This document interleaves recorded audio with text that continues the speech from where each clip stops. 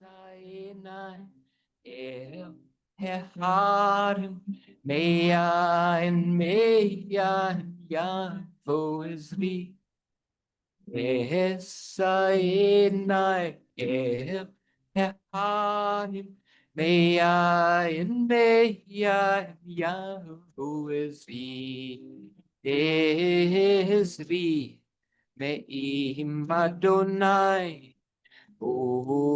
se Shamayim va'aretz be'ezri me'im Adonai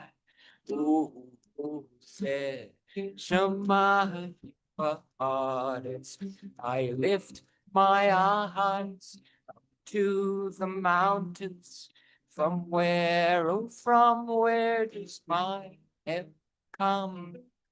I lift my eyes up to the mountains, from where, oh, from where does my help come?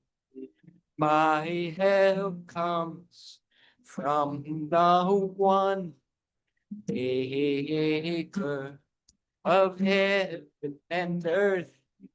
My help comes from the one maker of heaven and earth. Bruchim Habaim, welcome friends. My name is Hal Aqua. I'm the rabbinic practitioner at B'nai Chavara, a Jewish Reconstructionist congregation based here in Denver. We're here today to say goodbye to Donald Michael Larris of blessed memory. This memorial service is being held here in Denver with Don's immediate family. And our minyan today is all of you on Zoom in many places and time zones, comprising a holy community as together we honor Don's life and mourn his passing. As we'll hear today, Don was a man for whom connecting with people, making new friends, and keeping old friends was of utmost importance. His own father died young when Don was only 19, and that early loss compelled him to craft a life of making connections, building community, and creating a loving family. Don's many interests and loves included soccer, gardening, travel, caring for cats. He cultivated lifelong friendships by being able to see the best in people. Don and his loving wife, Diane, recently moved to Colorado to be near family, and he was blessed with being able to welcome his grandson, Sebastian, into this world before leaving it himself. I'd like to invite Don's daughter, Lindsay, to speak about her father.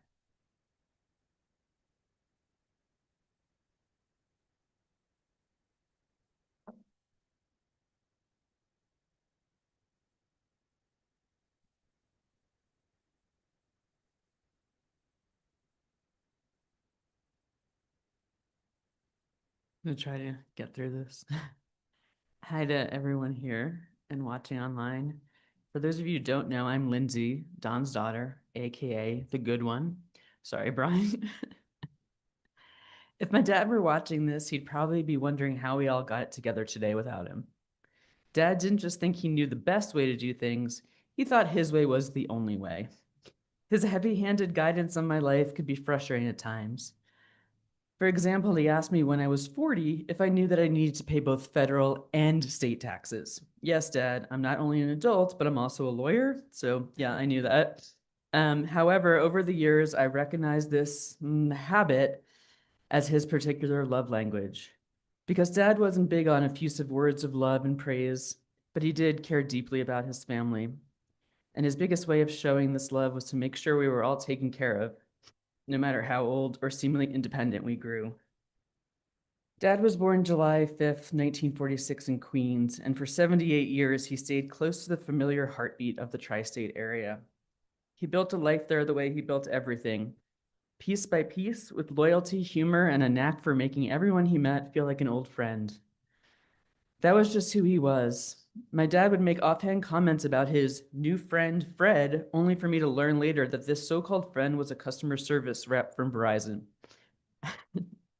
He had this gift, or maybe it was just an absolute refusal to let anyone remain a stranger, that made people feel instantly seen and welcome. In this way, he wasn't unlike a certain Larry David, minus the neuroses. Well, minus most of the neuroses.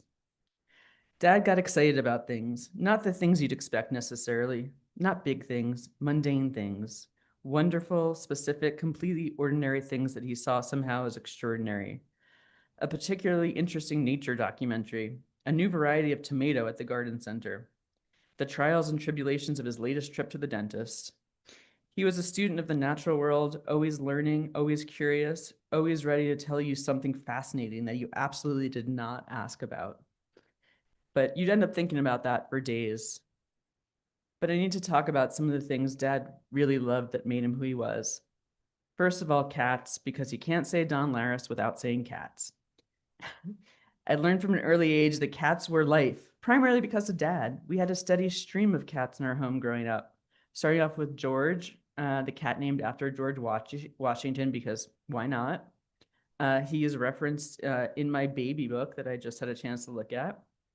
George developed diabetes, and Dad devotedly gave him insulin injections every day for years, not complaining, not questioning, but just because that's what you did for your beloved pets. But what I'll always remember about Dad and cats involved the stray kittens that showed up in our backyard when I was a kid. For most people, this would be a minor event. For Dad, it was a calling. He built those cats of wooden houses on our deck, complete with plastic flaps to keep them dry and warm. He also bought them individual igloos for the winter. Individual igloos because apparently communal living wasn't good enough for these stray cats. He trapped them, he got them fixed and vaccinated, he fed them every day, and slowly and patiently he got them used to people. By the time my parents moved from that house, every single one of them had found a loving home because of him. That story is my dad in a miniature. He saw something that needed care and he didn't look away. He just got to work. Quietly, persistently, sometimes with an amount of effort wildly disproportionate to the task, which is what made it so beautiful. When he retired from his official career, he was finally able to devote his time fully to cats. He started a cat sitting business about 8 years ago, I think. I wasn't sure about that. Aptly named Your Home Cat Care Service. You see, Dad wanted to be clear of two things to his potential clients. The care would only be in your home, not in his home, and it was cats only, no dogs allowed. He wasn't much for flash, but he did a great job with clear, no nonsense, giving him information. And the business had a fantastic logo. You guessed it, a silhouette of a cat. Dad had many feline clients over the years and a few dogs here and there because he was a softie, and he would take care of those cats like his own. It was a labor of love, and it gave him so much joy to help his neighbors and their cats. And his cat legacy lives on. I've consistently had a cat in my home for the last 44 years, with a few exceptions of living abroad. I've been fostering kittens through various animal shelters and rescue groups for the past 2 decades, to the chagrin of my very patient husband. And my brother also adopted a cat, one that needed a new home, and just like our dad, he couldn't turn away from a cat in need. And I've been introducing my son to the melodious sound of a purring cat ever since he was in the womb. He's a cat man in training. Okay, so Dad did love things aside from cats. He loved his garden. He loved bagels with a passion I can only describe as devotional. He loved poker, not because he was playing for big money. It was very, very small money, but for the love of the game, and more importantly, the community he met in multiple homes throughout the years playing poker. He loved Yukon women's basketball for a reason I still can't understand, but he was an avid fan and wouldn't miss a game. And he loved Bob Dylan. I remember cringing at this old music when I was a kid and he'd play in the car, but I now realize, like most things, Dad was right. Bob Dylan was a genius. He is a genius. But most of all, he loved his people, his family, his friends. I keep thinking about how he moved through the world with his open, enthusiastic, slightly eccentric energy that made everything a little more alive. He found wonder in small things. He showed up for the ones he loved in his own way. And when he got sick, his biggest worry was about my mother and making sure he did everything he could to make life easier for her when he was gone. For nearly 50 years of marriage, he showed up for her time and again, not with a flashy love, but with patience, loyalty, and devotion.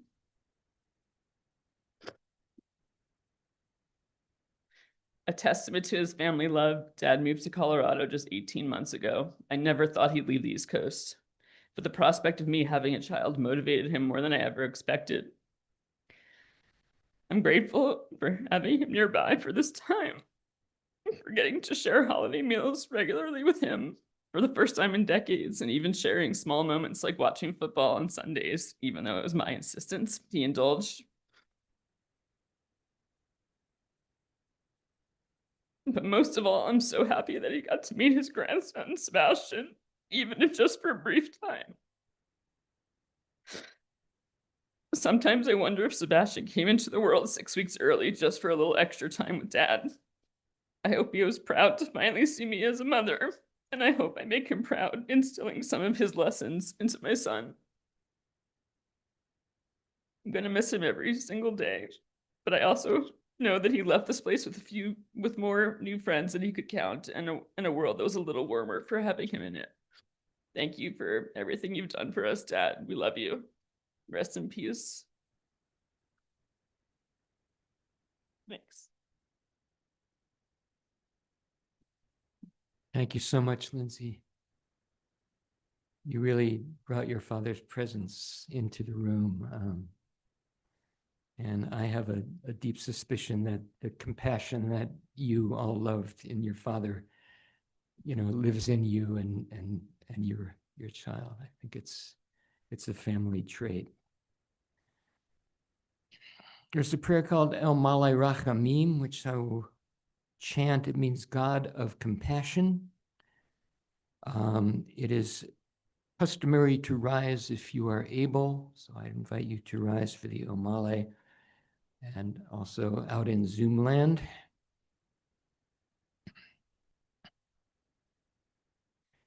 El Malay Rachamim, Shochein Bamromi, Hamatzei Menucha Nechona, Al Kanfei HaShechina, B'mahalot Kedoshim Utorim, Kezohar Harakia Mazhirim, Et Nishmat David ben Chaim V'Masha, Shehalach La'olamo, Began Eden Tehei Menuchato, Hana Ba'al Harachamim, Yastirehu Beseter Knafav La'olamim, Bitzror Achayim Et Nishmato, Adonai Hu Nachalato, V'yanuach B'Shalom HaMishkavo, V'nomar Amen. May the source of life, the fountain of all being, open our hearts to compassion and our eyes to wisdom, that we might glimpse in perfect peace and sadness the way of all things. May our memories of Don be for us a blessing, and may we never let the light of his love grow dim in our hearts. May we remember all of his worthy and righteous deeds, that his memory be forever bound up in the bond of life.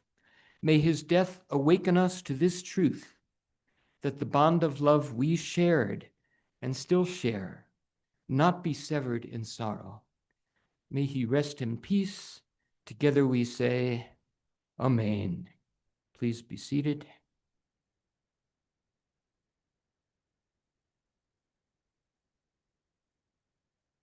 Let's sing a line from Psalm 23, which can be translated as, even as I walk in the valley of the shadow of death, I will not fear any hardship, for you are with me.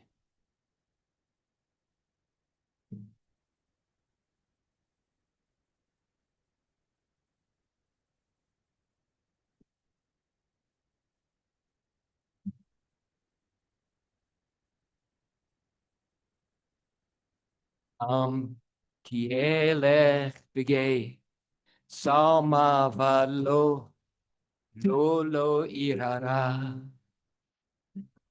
Gam yelech begay. Salma vadlo. Lolo irara. Oh, lo. Lo, lo, la, lo. Irararaki. Atahi madim. Oh, lo. Lo, lo, la, lo. Irararaki.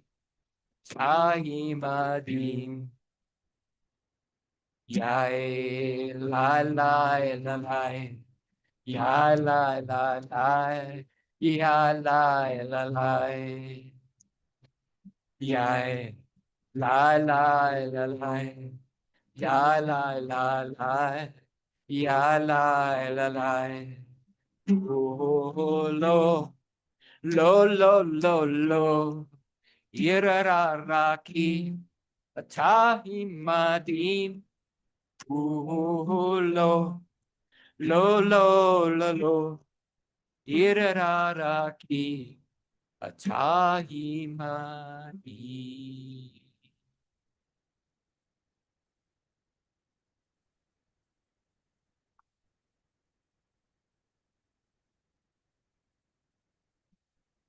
Although the mourner's Kaddish is recited after the loss of a family member, the prayer itself, the mourner's Kaddish, does not mention death. Rather, it's an affirmation that life goes on.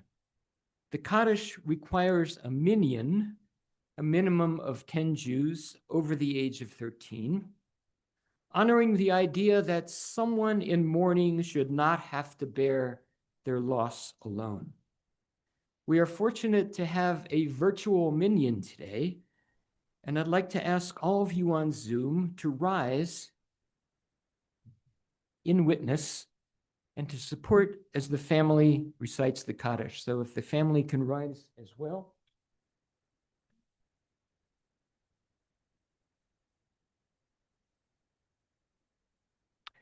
Yitgadal v'yitkadash shemei Rabbah. Amen.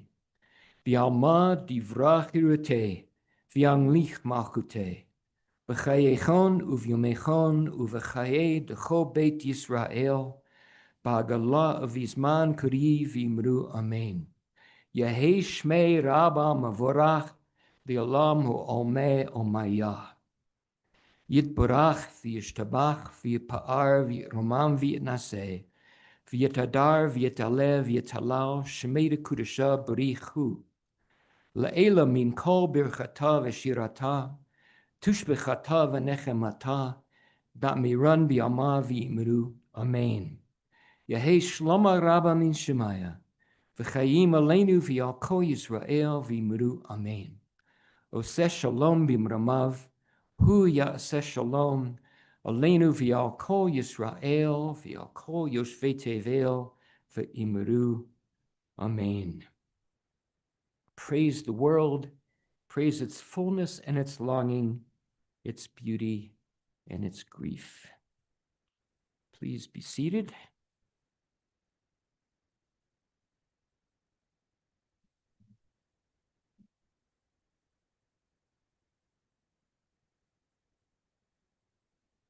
I'm going to finish this service with a little bit of Bob Dylan by request.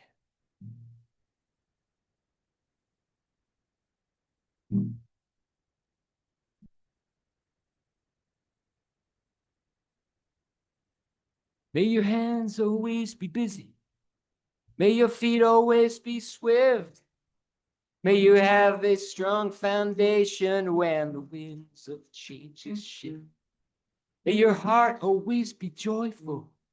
May your song always be sung. May you stay forever young.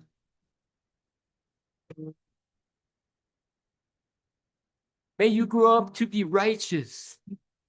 May you grow up to be true. May you always know the truth and see the light surrounding you. May you always be courageous, stand upright and be strong. May you stay Forever young. Forever young.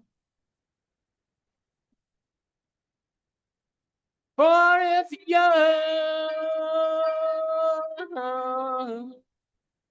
Oh, may stay. Forever young. That concludes today's memorial service. Thank you so much for being present today. Your support means a lot to this family, so stay connected and reach out. Thank you.